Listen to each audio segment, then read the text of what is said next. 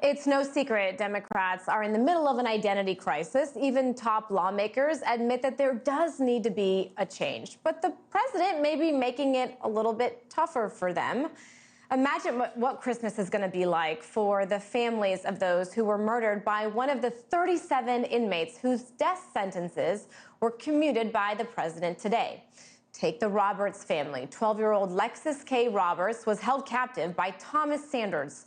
He had just killed her mother, and Lexis was shot 4 times, and she was left in the woods for the police to find. Thomas is one of the inmates who Biden took off death row. There's also the Donovan family. Alice Donovan was headed to Walmart to do some Christmas shopping for her daughters, but she never made it. 2 men kidnapped her in the parking lot. Her remains were not found for 7 years. So both killers will now live out their days behind bars when she couldn't make it home from a shopping run. So many families without loved ones, yet those convicted of heinous crimes have access to food, shelter, water, in some cases education, other amenities. Americans are already frustrated with President Biden and the Democratic Party. A new focus group from Navigator Research described the Democratic Party as an ostrich because, quote, they've got their heads in the sand and are absolutely committed to their own ideas, even when they're failing. Another likened the party to koalas who, quote, are complacent and lazy about getting policy wins that we really need. Someone else said that Democrats are just not a friend of the working class anymore. Is that true? With us now is Bret Manley, top advisor to Republican members for well over 15 years, and Lisa Durden, Democratic political analyst. Lisa, I do want to start with you. The optics, I mean, it's up for interpretation. There are a number of men who are still on death row. I have a list here. We've got Dylan Roof. We have the Boston Marathon bomber, Robert Bowers. Do you think this was a good move, a sensitive move toward Christmas, or do you think the optics aren't great for the Democratic Party? Well, it's always good to do a good thing. Let me just start by saying this. All of you MAGA minions and you megalomaniacs and MAGA monsters are the so-called evangelicals who believe in God. And God says, forgive. Now, I understand lots of people are victims of all kinds of heinous crimes, and I can't stand it.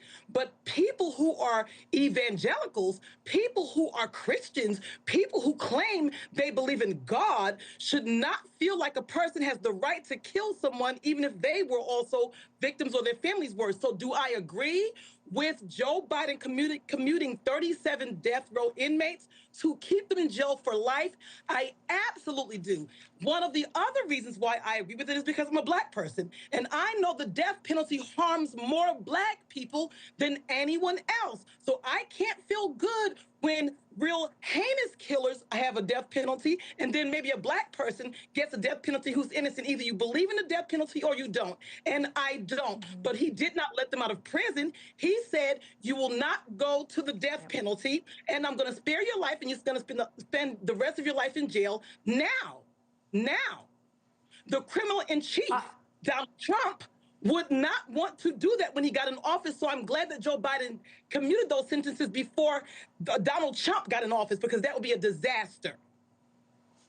All right, Bret, I want you to respond. I want you to respond to Lisa. And then I have a question that I want to add, not only your response, but is this a move by President Biden, or is this a move by the Democratic machine? Who's making this decision, the Democratic machine or President Biden? Yeah, well, I mean, first I'd like to clarify, the faith community actually does support the clemencies, I think, in this situation, but they're taking it from a moral standpoint. And if your moral position is that you don't support the death penalty, that's certainly a case you can make. But then why leave those other men on death row? If those crimes that those men are committed are so heinous that they deserve to die, why is it that the men whose sentences were commuted don't deserve to die? Why is it that the Boston Marathon bomber deserves to die, but someone who raped and murdered a 7- and 8-year-old girl deserves to be put on clemency? You can't have it both ways. If you want to make the moral case, right, that the death penalty is bad, then make the moral case and commute all the sentences.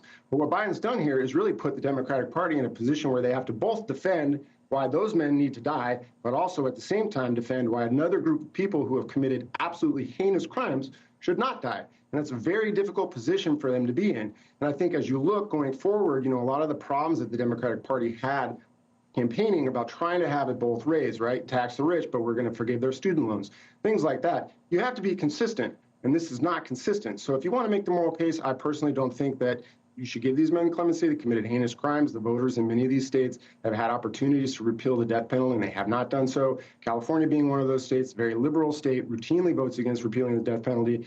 But this is clearly something that the president has the power to do. I don't necessarily think it's wise, right, because he doesn't get credit for clemency from the groups that advocate for it, since he's clearly left men on death row. Thanks for watching. Go to joinnn.com to find NewsNation on your television provider. And don't forget to click the red subscribe button below to get more of NewsNation's fact-driven, unbiased coverage.